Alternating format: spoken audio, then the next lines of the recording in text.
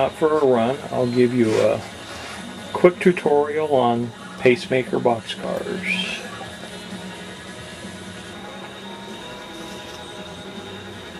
First thing we'll look at is the trucks. The truck over here on the left is what they call a Type D, stamped steel. A lot of us just call it the tall truck, and it's called a tall truck for obvious reasons when you compare it to the one on the right. The one on the right is a Type B, and it's a 3/16 scale truck. Now the Type B trucks showed up mostly in sets with powered by the 333 and the 999. The tall trucks showed up in sets pulled by the plastic or tin diesels, and also a lot of times in sets pulled by the 1829. You'll also notice here this one has a plastic coupler, and this one has a metal coupler. The metal couplers being of the later variety, and the plastic ones being later.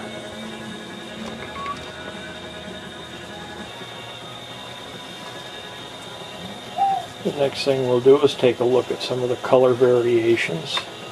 If you'll look at the gray, the reds tend to be fairly uniform. There are some slight differences, but if you look at the grays as you pan around to these, you'll see the very dark one on the left, a little bit lighter on these two, and the one here on the right being much lighter in the gray area. Okay.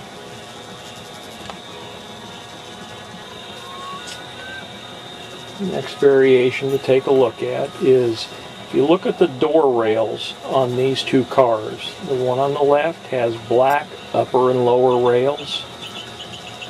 The one on the right has a red rail on the top and a gray one on the bottom that are color coordinated with the actual colors on the car.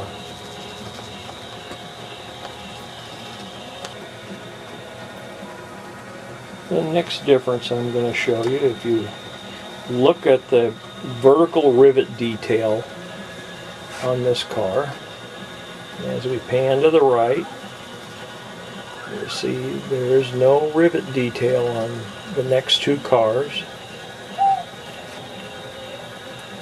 And then you're back to another one with rivet detail. Just one of the little variations and quirks about collecting the Marx cars.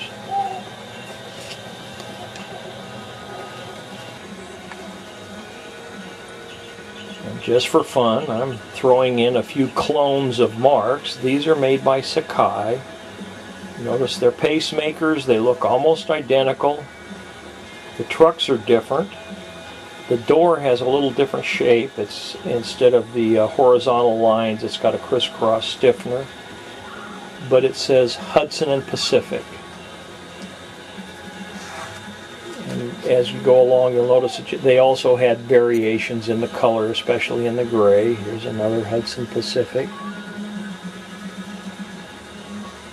Now this one I'm going to zoom in real close on, because this guy,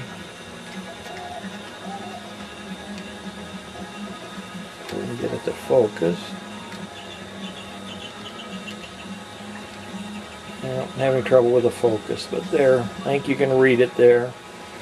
This one's darker, but it also says Hutton and Pacific. It was a typographical error in the earlier lots that they made that was quickly corrected, so they're quite a challenge to find with that on them. And I have a complete box set with all of the mismarked cars.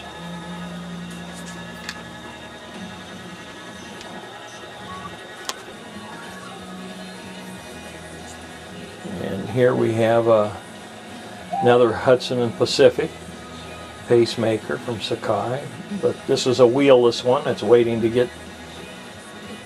for parts, so it's off in the yard and been taken over by a bum who's enjoying his jug of wine.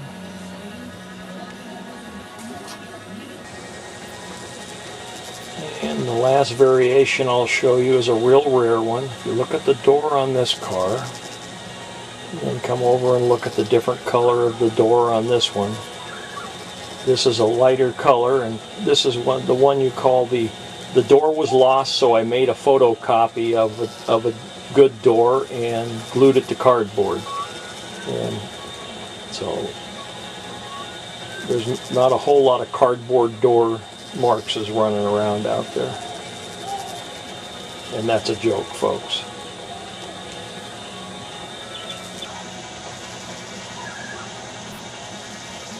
Now for a real door variation, if you look closely at this door right here, there's an embossed area that where on a real train they would put a placard that tells you what's in it, inside, and so on. And then if you pan over to this one here, there is no embossed placard mount. It would seem the ones without the embossed mount are the most common.